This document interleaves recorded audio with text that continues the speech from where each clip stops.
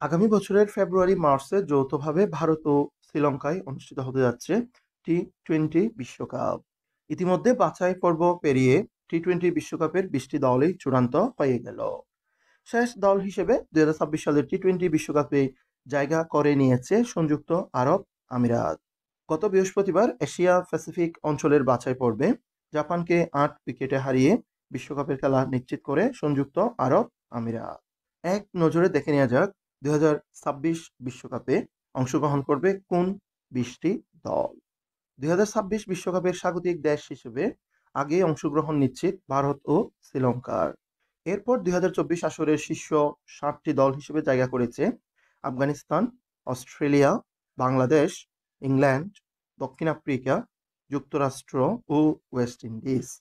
এছাড়া নির্দিষ্ট সময়ের মধ্যে র্যাঙ্কিংয়ে গিয়ে তাকায় জায়গা করে নিয়েছে আয়ারল্যান্ড, নিউজিল্যান্ড ও পাকিস্তান। বাকি ৮টি জায়গা নির্ধারণের জন্য বিভিন্ন অঞ্চলে বাছাই টুর্নামেন্ট হয়েছে। আমেরিকা অঞ্চল থেকে কানাডা, ইউরোপ থেকে ইতালি ও নেদারল্যান্ডস এবং আফ্রিকা থেকে নামিবিয়া ও জিম্বাবুয়ে বাছাই পর্ব টপকে বিশ্বকাপের চূড়ান্ত পর্বের টিকিট কেটেছে। এশিয়া প্যাসিফিক অঞ্চল থেকে নেপাল ও ওমানের পর জায়গা করে নিয়েছে সংযুক্ত আরব আমিরাত।